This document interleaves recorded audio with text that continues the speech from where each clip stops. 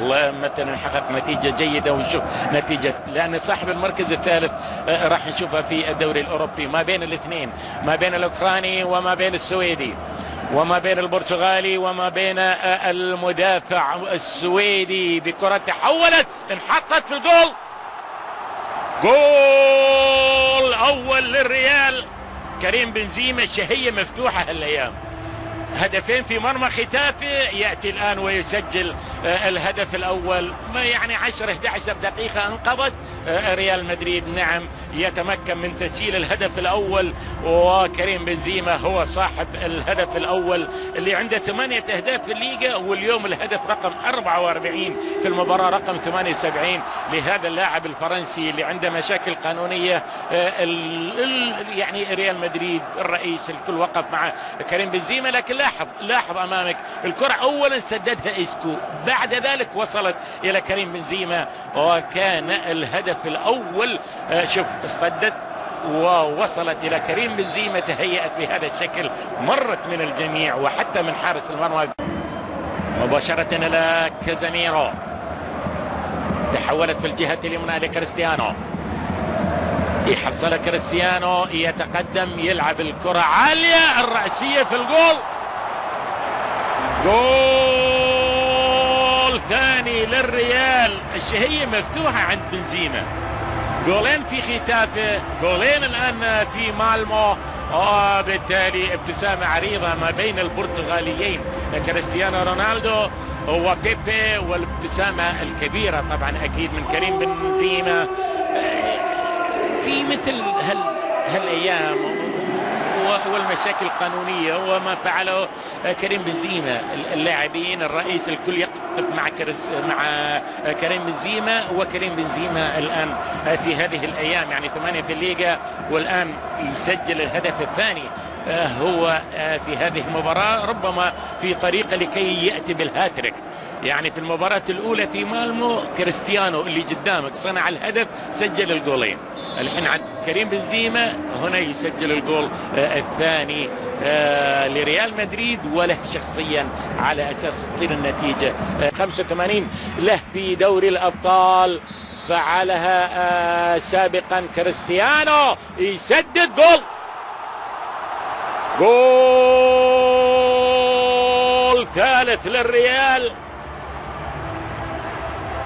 كريستيانو يسجل الهدف الثالث ويزعج هرياده مدرب فريق مالمو السويدي، ويزعج فيلاند.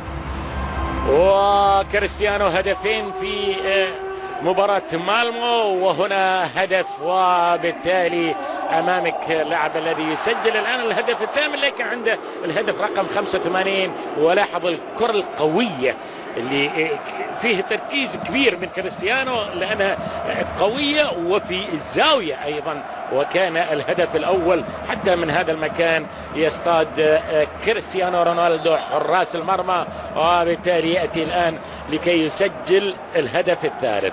صارت 3-0 الحين، عاد والله بعد يعني في شوية المدريد في حالة المجموعة الرابعة الأفضلية طبعا.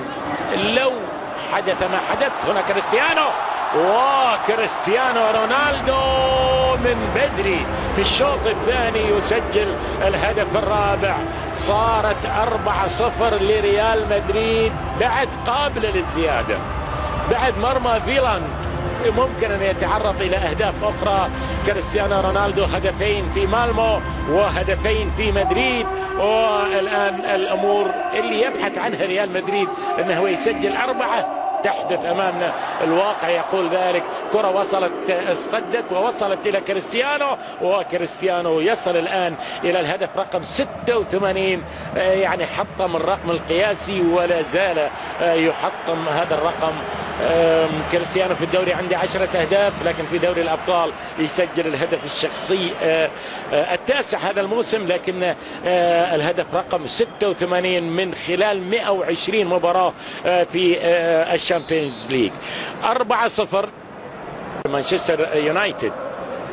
تشيلسي بكره، والكثيرين يعتقدون ان اذا لم يتأهل تشيلسي راح تكون المباراة الأخيرة. كريستيانو خامس، كريستيانو هاتريك في مباراة اليوم. احتاج كريستيانو فقط إلى حوالي 3 دقائق لكي يأتي ويسجل الهاتريك في هذه المباراة.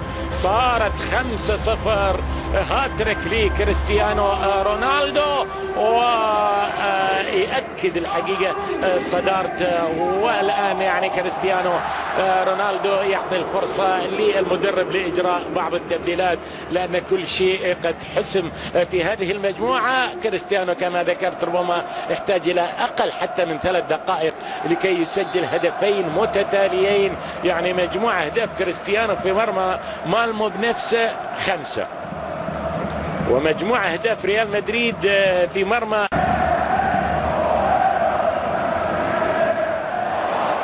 توصل خطيرة لكريستيانو.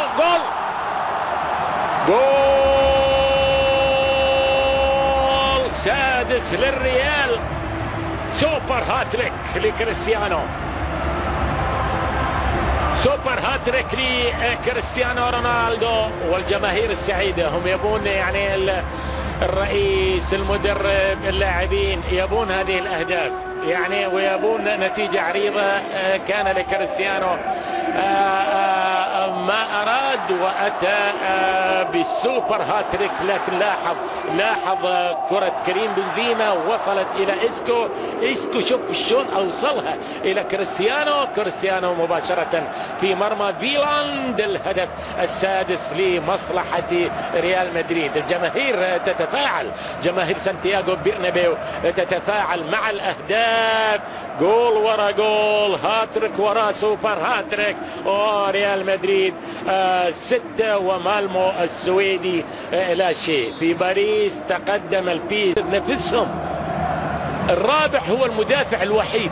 انت تصور ما اعطى الكرة الا للمدافع. لعبت على العموم. جاك السابع من كوفاتشيتش. السابع من كوفاتشيتش. 7 أكيد تزعج، و7 بالمقابل تسعد.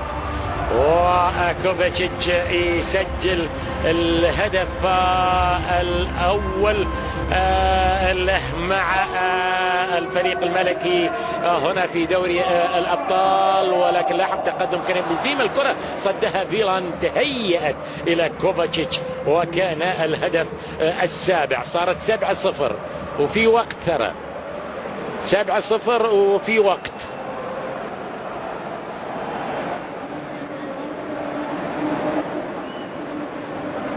هنا الهدف السابع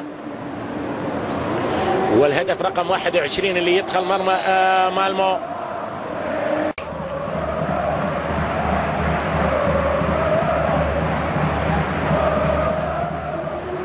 لاعب الريال يفك الكرة، ومحاولة خطيرة جدا لكريم بنزيما. جول مهرجان الأهداف في سانتياغو برنابيو.